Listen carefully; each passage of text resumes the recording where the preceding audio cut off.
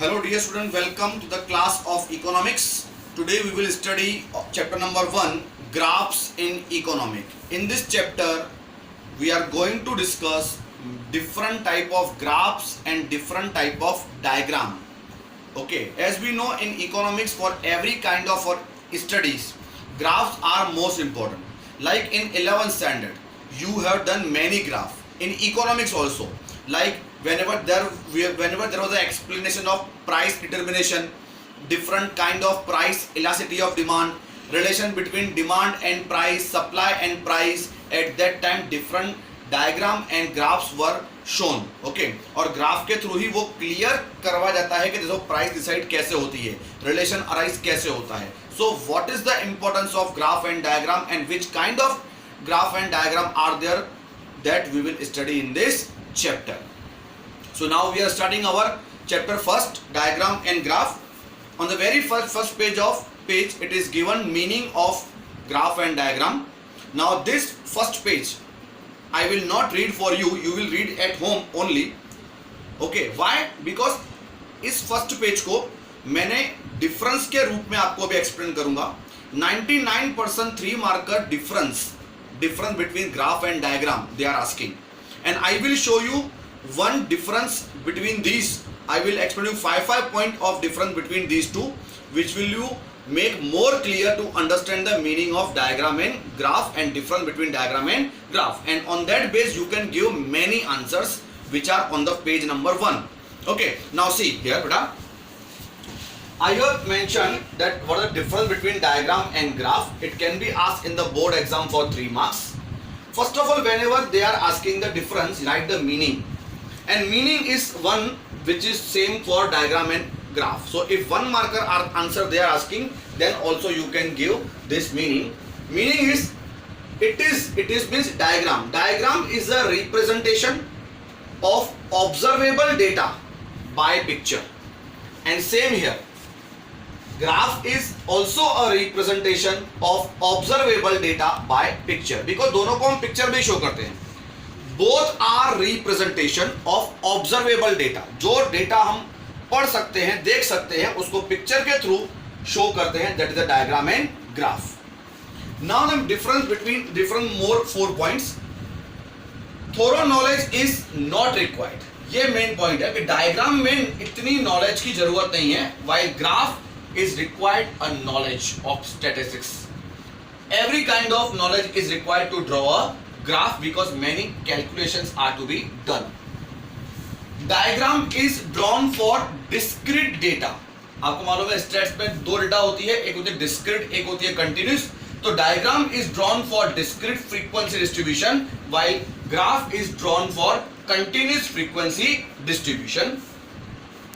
Diagram is drawn from self-explanatory data. Self-explanatory data means I will discuss on this point that many layperson means which are not professional. जो layperson होते हैं, जो professional नहीं होते हैं, वो भी डायग्राम को खुद समझ सकते हैं और ड्रॉ कर सकते हैं. Drawn for self-explanatory data. Okay, and graph are not self explanatory data. इसके लिए परफेक्ट नॉलेज की जरूरत होती है. जैसे हमने यहाँ पे पॉइंट पढ़ी थी, बराबर क्या पॉइंट थी, इस पे knowledge is not required. Knowledge is not required, so drawn for self explanatory data, and knowledge is required, so it can not be it can not self explanatory data. Diagram is drawn for self explanatory data, जिसको हम अपने आप समझ सकते हैं, जिसपे knowledge की जरूरत नहीं है, ऐसी चीजों के लिए डायग्राम ड्रॉ होता है. अब एग्जांपल देखो बेटा, pictogram, circle diagram, pie diagram. आपको मालूम है ये वो डायग्राम है जो इजीली ड्रॉ होते हैं, बराबर, जो सेल्फ एक्सप्लेनेटरी होते हैं, जिसको देख के, पिक्चर को देख के एक ले पर्सन भी आराम से समझ सकता है. लेकिन फ्रीक्वेंसी को, हिस्टोग्राम, सीएफआई पॉलीगन, इनमें याद होगा आपको, पहले हमको बहुत सारी कैलकुलेशंस करनी पड़ती है, डेटा को कन्वर्ट करना पड़ता है. जैसे हिस्टोग्राम में आपको मालूम है कंटिन्यूअस फ्रीक्वेंसी डिस्ट्रीब्यूशन, मतलब क्लासेस जब अलग अलग इंटरवल के होते हैं तो उसको एप्रोप्रिएट प्रोपोर्शनेट डेटा में कन्वर्ट करना पड़ता है, फिर हमें हिस्टोग्राम ड्रॉ करना पड़ता है. सीएफआई में भी ऐसी कैलकुलेशन होती है. तो ये इसमें इसलिए कहते हैं कि ग्राफ ड्रॉ करने में हमको परफेक्ट नॉलेज चाहिए, ये सेल्फ एक्सप्लेनेटरी डेटा नहीं है, बराबर, बिकॉज ऑफ इनका नॉलेज आपको होगा कि ये चीजें सीखने के लिए frequency curve, histogram, CFI polygon, ये सीखने के लिए आपको क्या करना पड़ेगा बेटा, नॉलेज, कैलकुलेशन सब करना पड़ता है। जबकि पिक्टोग्राम, सर्कल में, पाई में कोई भी कैलकुलेशन इतनी कैलकुलेशन नहीं होती है जिसको हम समझ न सके। हाँ, शॉर्टली डेटा कन्वर्ट करते हैं, लेकिन इसका बेटा एक और भी है, बार डायग्राम, जैसे आपको मालूम है बार डायग्राम, तो वो भी इजी होता है, जिसके लिए आपको इतना नॉलेज की जरूरत ना हो तो भी चले।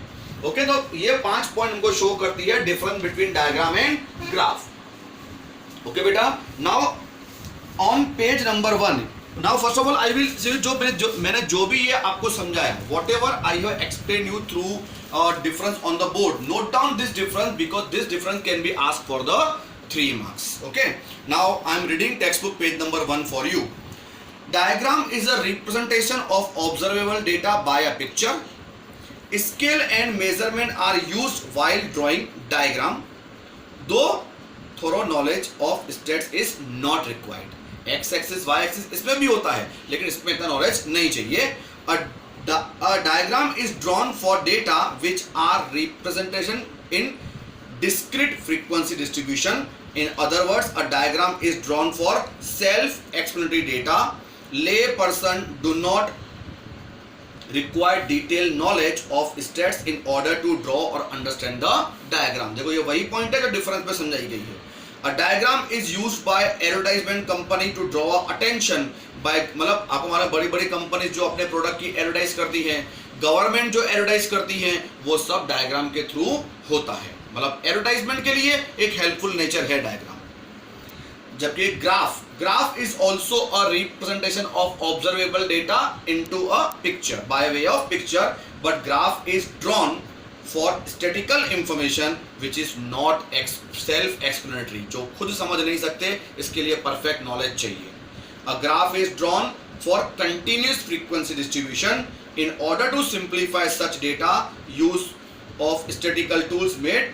A graph is also drawn for other type of complex information. जो difficult information होती है, जो unclear information होती है, जिसमें खास calculations करने पड़ते हैं, उसके लिए graph जो है वो use होता है। तो I think आपको समझ में आ गया इन दोनों का difference.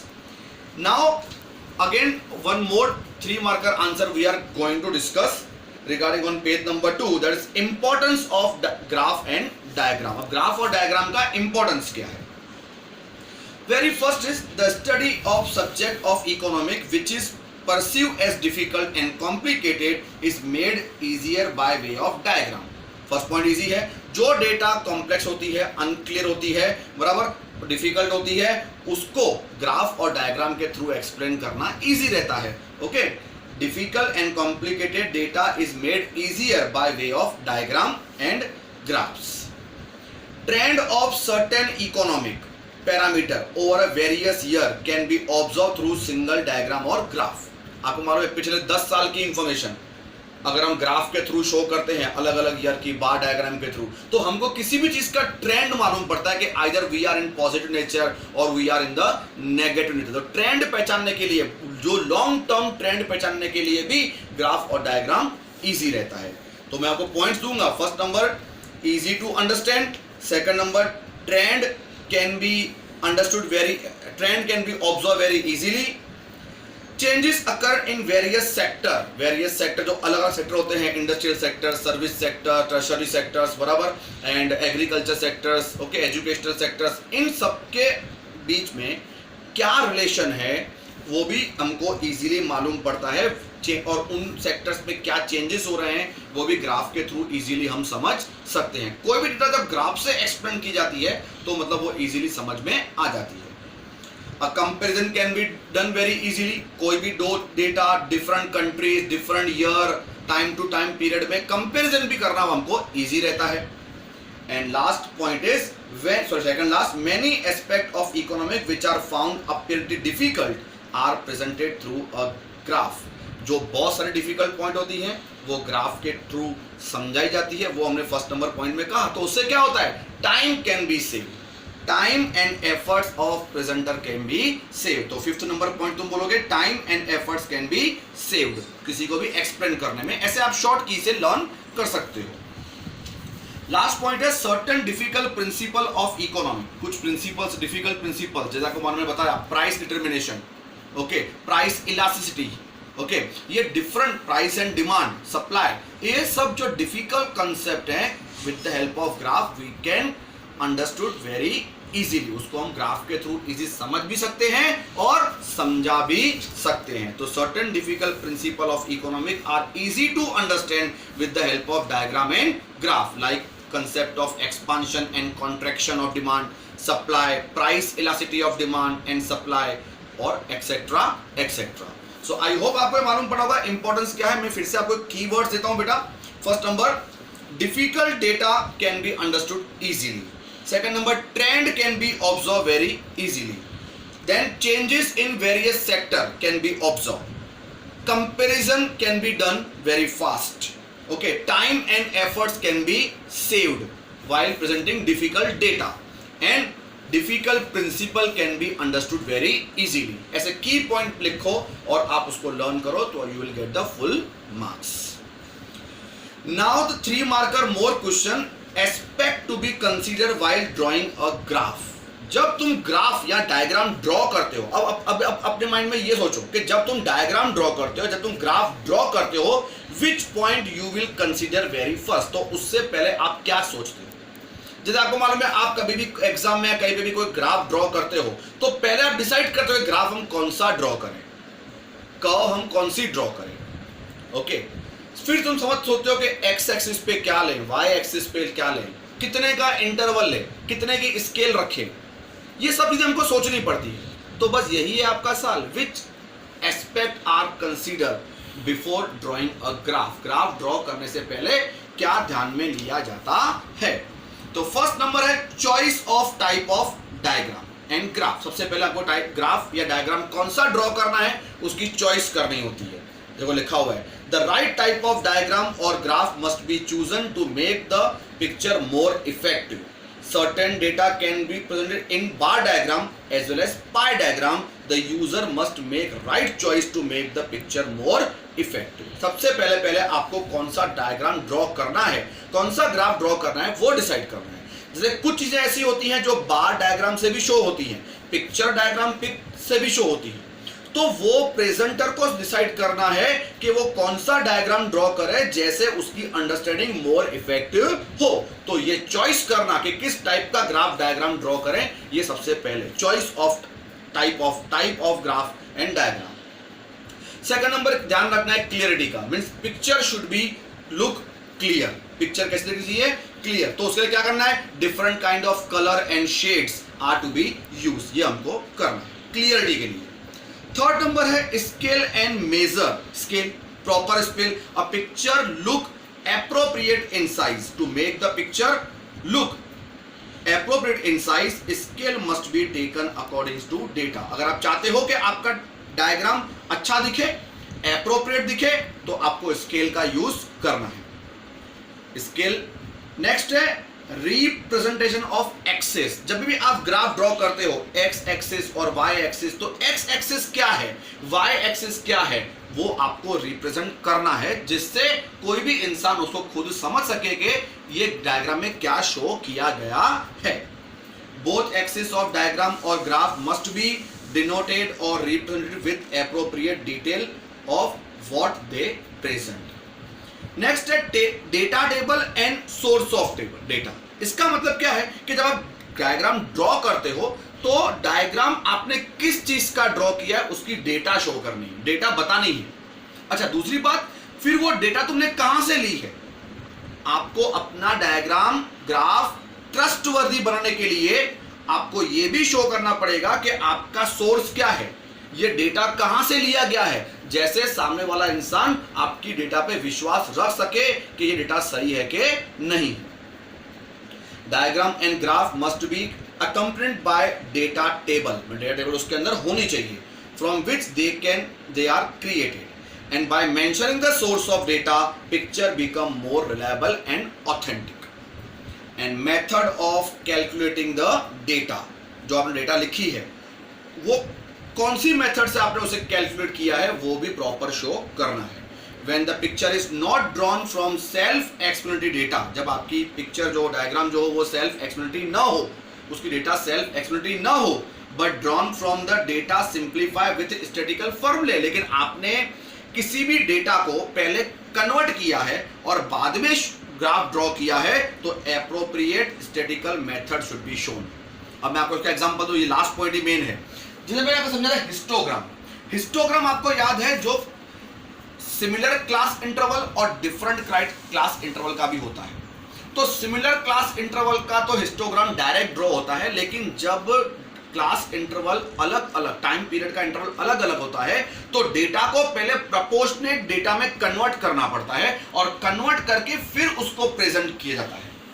तो इसे बोलते हैं कि ये सेल्फ एक्सप्लेनेटरी डेटा नहीं है। सेल्फ एक्सप्लेनेटरी डेटा किसको बोलते हैं? जिसकी डेटा हो और सीधा उसके ऊपर से ग्राफ बनाया है। लेकिन अगर आपने किसी सिंपल डेटा को कन्वर्ट किया है और बाद में ग्राफ ड्रॉ किया है तो ये पता चले वो कन्वर्ट कैसे किया, उसकी फॉर्मूलास वगैरह आपको शो करनी है, जैसे सामने वाला इंसान इजीली समझ सके। तो ये हुए aspect before drawing graph and diagram, जिसमें first of all choice of type of diagram, clarity के लिए क्या करोगे, scale and measure, presentation of axes, data table and source of data, method of calculating the data. Okay, तो 3 question हमने 3 mark करके किए। First, difference between diagram and graph. Second number question हमने किया importance of diagram and graph. Third number किया aspect to be consider before drawing the diagram और graph. अब हम जा रहे हैं बेटा नेक्स्ट क्वेश्चन पे, टाइप्स ऑफ डायग्राम। ओके, अब टाइप्स ऑफ डायग्राम क्या है, डायग्राम के टाइप्स क्या है? जैसे आपको मैं डायग्राम के टाइप्स मैंने थोड़ा इसमें बताया, pictogram, circle diagram, pie diagram, bar diagram, okay, फिर स्कैटर डायग्राम, लाइन डायग्राम, ये अलग अलग तरह के डायग्राम होते हैं।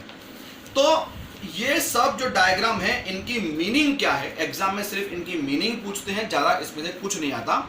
हाँ, एक ग्राफ पूछेंगे 5 मार्कर में, वो तो हम डिस्कस करेंगे एक नेक्स्ट लेक्चर में, लेकिन पहले आपको ये डिस्कस करना है कि इन सबकी मीनिंग क्या है। तो मीनिंग में आपको ध्यान रखना, टेक्स्ट बुक में समझाऊंगा पेज नंबर 4 पे, जो क्लियर नहीं लिखी हुई है, लेकिन जब मैं बताऊं कि मीनिंग में बोल रहा हूं तो आप उसको नोट डाउन कर दो, तो आपको वो लर्न करना इजी पड़ेगा। ओके, अब फर्स्ट नंबर है time based line diagram, time based graph. अब सबसे पहले आपको तो यही मालूम नहीं होगा, बिकॉज ये न्यू वर्ड है आपके, टाइम बेस्ड लाइन डायग्राम किसे कहते हैं? But time based line diagram उसे कहते हैं जिसमें देखो बेटा, एक्स एक्सिस पे अलग अलग टाइम लिया हो, मतलब अलग अलग ईयर की डेटा, और वाई एक्सिस पे हमने कुछ जगह, इसका क्वेश्चन क्या है, अलग अलग डिकेड्स के ग्रोथ रेट है। तो ये अलग अलग टाइम पीरियड का जब कुछ भी डेटा, ग्रोथ रेट है, पॉपुलेशन रेट है, या कुछ भी कोई भी रेट या कोई भी चीज अगर डिफरेंट टाइम की तुम शो करते हो तो उसे टाइम लाइन ग्राफ बोलते हैं, टाइम बेस्ड ग्राफ बोलते हैं, टाइम सीरीज ग्राफ बोलते हैं, अलग अलग टाइम के लिए। तो उसकी मीनिंग क्या है? Picture which show, first line में लिखा है picture which show shape and slope, picture which show अलग अलग, सपोज ये आपका एक्स वाई एक्सिस है, ये एक्स एक्सिस है, आपने प्लॉटिंग कर दी है, फिर आप उसका कर्व ड्रॉ करते हो, तो picture which show the slope, जो picture which show the slope और शेप ऑफ क्या, रिलेशनशिप बिटवीन 2 वेरिएबल, जैसे कि टाइम और growth rate. A picture which show the relationship of 2 variable, it is called, that picture is called line based diagram, time based line बराबर time based diagram। बहुत simple है, picture which shows slope and shape of relationship between 2 variable, okay, between 2 variable, it is called time based line diagram। okay, अब आपको second number सीखना है बार diagram और उसके types of bar diagram. ये exam में 3 मार्क में भी आ सकता है, लेकिन बहुत कम, लेकिन मोस्टली मीनिंग आती है। अब बार डायग्राम किसे कहते हैं? बार डायग्राम जिसका पिक्चर कैसा था आपको याद है 11th में, अलग अलग हम एक्स एक्सिस पे बार ड्रॉ करते थे, इसको बोलते हैं बार डायग्राम, अलग अलग बार होते हैं, बराबर।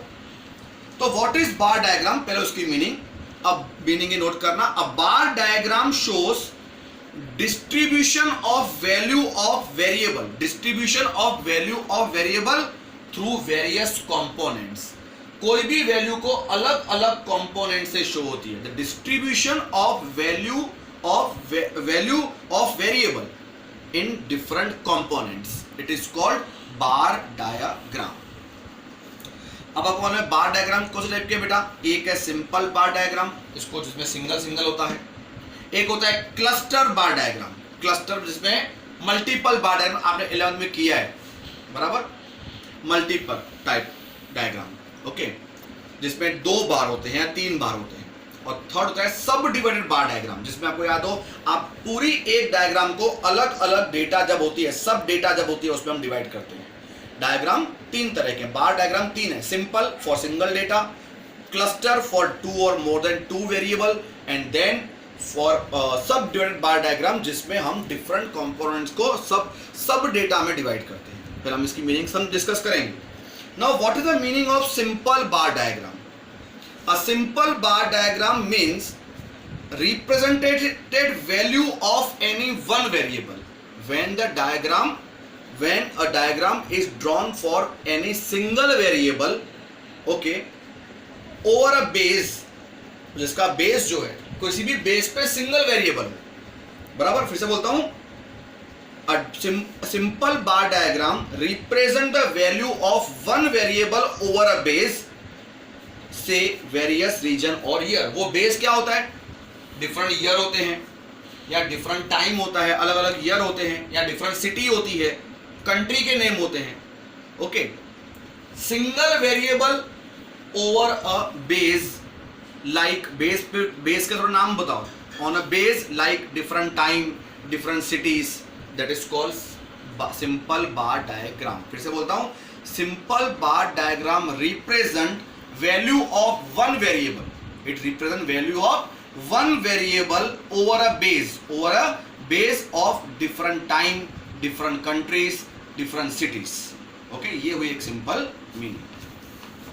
अब इससे ही बताना हो क्लस्टर क्या होता है, तो क्लस्टर में खाली क्या बोलोगे, cluster bar diagram represent value of 2 or more than 2 variable, 2 or more than 2 variable over a base, over a base वापस सेम लिखना है, बराबर, like a different year, different city, different country. उसमें 1 वेरिएबल लिखना है, उसमें 2 और मोर वेरिएबल लिखना है, ओके बेटा, समझ में आया आपको। इसमें बेस जो होता है वो अलग अलग टाइम का होता है या अलग अलग सिटी का होता है, लेकिन जब 1 वेरिएबल की डेटा होती है तो वो सिंपल बार डायग्राम होता है। जब 2 और मोर देन 2 वेरिएबल होते हैं तो उसमें क्लस्टर बार डायग्राम होता है। अब मेन मीनिंग बेटा, सब डिवाइडेड या what is divided bar diagram? In such diagram, every single value of variable, देखो वेरिएबल सिंगल होता है लेकिन उसमें डेटा सब डिवाइड होती है, जिसमें हम अलग अलग, आपको याद है शेड करते थे, बराबर, किसी में ऐसा, किसी में स्टैंडिंग लाइन, किसी में स्लीपिंग लाइन, किसी में डॉट, किसी में क्रॉस। तो इसका मीनिंग क्या है, a diagram in which every single value of variable have sub category, ये सब कैटेगरी वर्ड डालना, when any single variable have sub categories over a base, base वापस वही जो लिखना चाहो, डिफरेंट ईयर या डिफरेंट कुछ भी, over a base is called as a sub divided bar diagram या divided bar diagram. Divided bar diagram represent value of one variable, value of one variable having sub categories, having sub categories over a base. सब में एक ही meaning है, सब में क्या लिखना है, बार में 1 वेरिएबल, इसमें 2 और मोर वेरिएबल क्लस्टर में, और डिवाइडेड बाय डायग्राम क्या लिखना है, 1 variable having different categories, different सब कैटेगरीज ओवर अ बेस, सब में सेम है। ये हुई आपकी बार डायग्राम और डायग्राम की मीनिंग।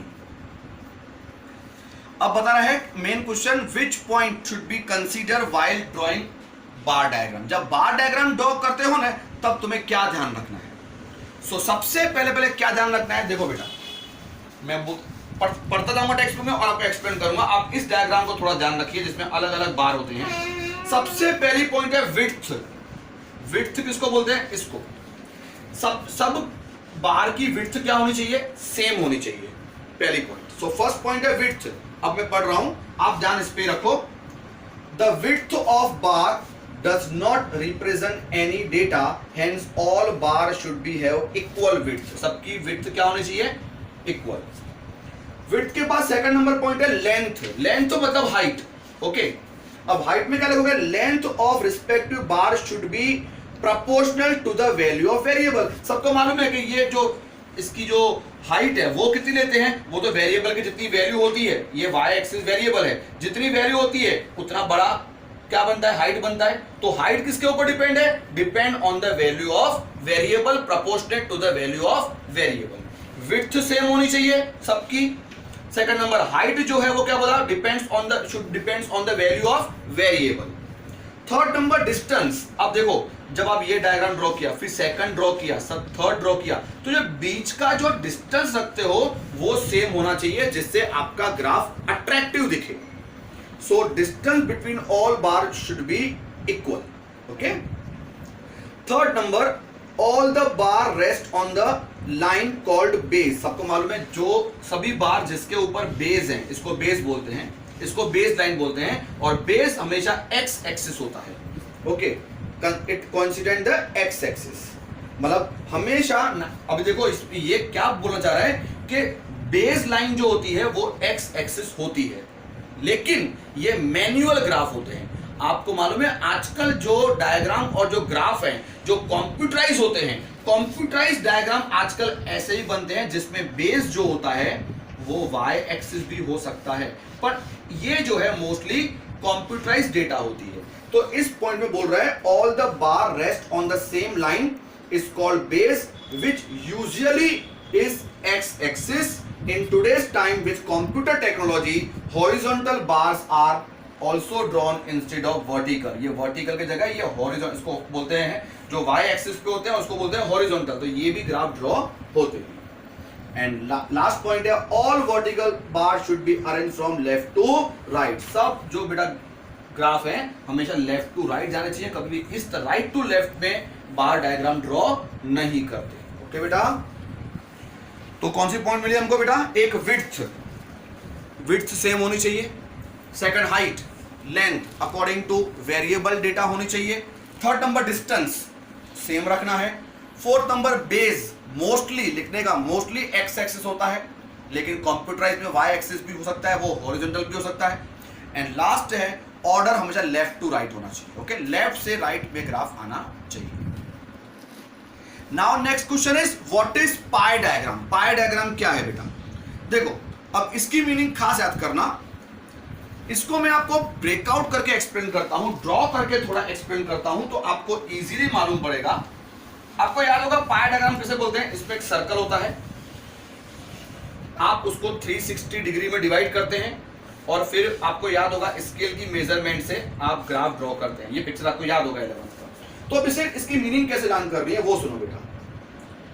पहले लिखना है if entire circle consider as a universal set. सबसे पहले इफ पूरी जिस भी चीज का आपने ग्राफ ड्रॉ किया है, entire circle is consider as a universal set. बराबर, सबसे पहले पूरे सर्कल को यूनिवर्सल सेट मानना है, मतलब वो 100% है ऐसा मानना है। And different component of this data, ये डिफरेंट कंपोनेंट्स हैं, different components of this data representating by dividing circle in various degrees. हमने सर्कल को वेरियस डिग्रीज में डिवाइड किया हो, then such data is called as a pie diagram. अब क्या बोलेंगे? If entire circle is consider as a universal data and value of variable या value of variable shown according to proportionate of degree, according to proportionate of degree having shown in different components, then such data is called pie diagram। पहले ये बताना है, फिर से मैं repeat कर रहा हूं मेरी लैंग्वेज में।